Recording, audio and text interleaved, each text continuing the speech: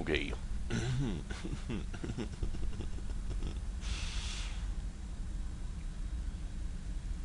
Hello, everybody. This is SaharaDrac of SCLegacy.com bringing you another commentary. And I know this is going to come as a big shocker to you guys, but today we have the little one, very famous player, spawning as Zerg here on Scrap Station, against a player I haven't commentated yet, WhiteRaw, the Protoss God. So, yeah, it's a little bit shorter game today. I'll go ahead and spoiler that much for you, but you should probably be able to tell that by pretty soon in the game anyways. So, yeah, WhiteRaw just doing his standard opening, and it looks like, can't really tell what TLO is doing, but he is opting for the Overlord on 10. There's a lot of it's kind of a mystery what's really better. No one's done the research yet of exactly which specific Zerg opening is the most efficient. Overlord on 9, Extractor Trick. Overlord on 10, Extractor Trick. You know, Overlord, Fast Expansion. You know, there hasn't been any number crunching done on that yet. So if any of you math guys, theory crafters are out there, you know, go ahead and do it, man. The beta should be back up soon. From what it looks like, Phase 2 of the beta is going to be starting really soon. So, another quick note I would like to make here is that I have actually recently acquired a sponsor. And thanks to them, I don't need to beg you guys for computer parts anymore because they are a gaming computer building site. And they're helping me out with improving my computer in exchange for me just letting you guys know that they're supporting my videos, supporting me, and just supporting StarCraft 2 in general. So, if you're in need of a StarCraft 2 computer for when StarCraft 2 comes out later this month, do me a favor. Check out lucomputers.com, as in lucomputers.com, and there's a little StarCraft 2 button up in the top right that'll get you set up for a custom gaming rig specifically designed to run this game. So, you know, I'm not saying buy a computer from them. I'm saying check them out. You might like what they have. So anyways, this probe goes over here, and it looked like the little one is opting not to expand at any time soon, and by any time soon I mean exactly when I said he wasn't expanding. So, but he did. It was late. He did expand on 18, opting for a little less risky, a little less economically based strategy. And over in WhiteRaw's base, Cybernetics Core is just about to finish, and the Zealots are rallied directly in Zerg Town. So we'll see how that turns out. And Larry the Zealot's on his journey, and he changed faith. His heart just wasn't in it. So 4-Ling is going to chase this probe on out of here, and this probe is holding minerals. And if this probe dies, WhiteRaw will lose those minerals that the probe is carrying, and he will probably never win another StarCraft 2 game again as long as he lives, if these minerals don't make it. So this is like the most crucial event in WhiteRaw's life right now, because that's like 3 minerals. And yes. No. Oh, they're not giving up. Oh, he returned the minerals. WhiteRaw's career can continue. Fantastic. Sends the injured probe to gas. Good move. Still loses it, but it was a good thought. Definitely reduced the chances of losing that probe, but the little one really wanted that probe dead. So anyways, Queen is done over here at the expansion. Got another Queen here, and Evolution Chamber going up before any tech building. Interesting.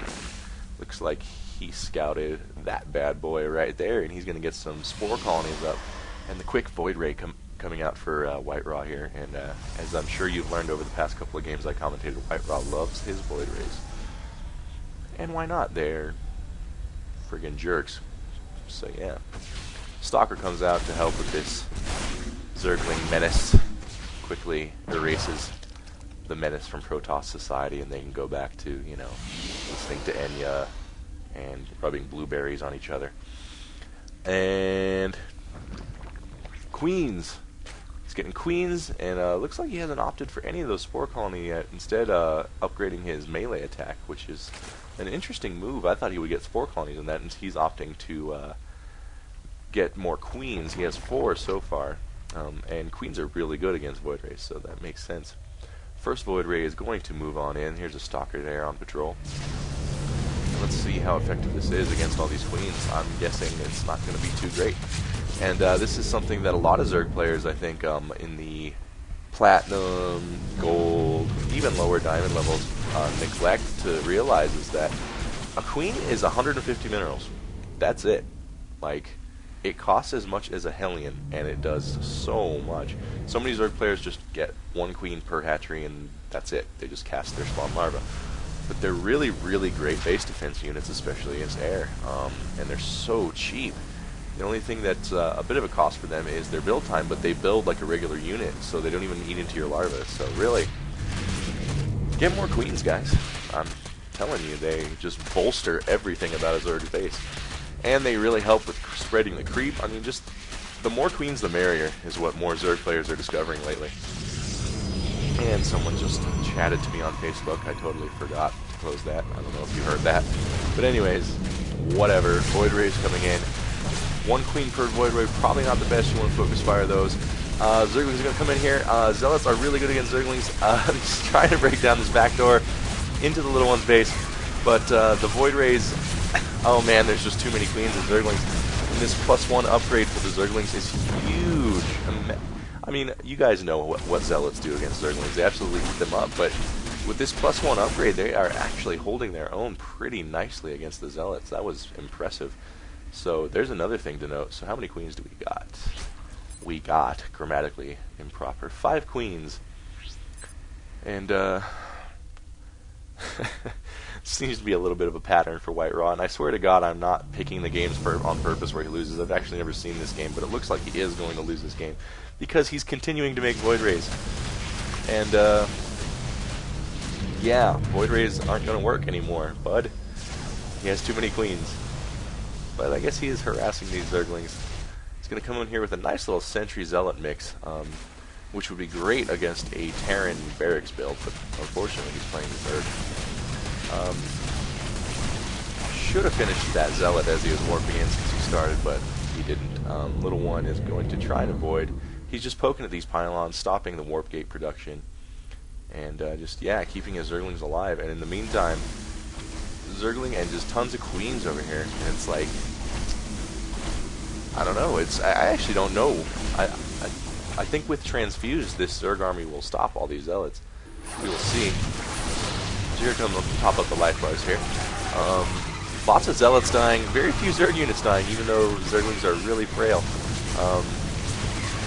So this queen is getting focused a little bit, and yeah, Transfuse. There's just absolutely nothing White Raw can do. And there you go. GG's out. A quick game, but a fun one. Just wanted to highlight the use of queens in ZVP. And yeah, and I also wanted to tell you guys I was really happy about my sponsor and that you guys should check them out, lucomputers.com. This has been SaharaDrac of SCOlegacy.com, and yeah, thanks a million.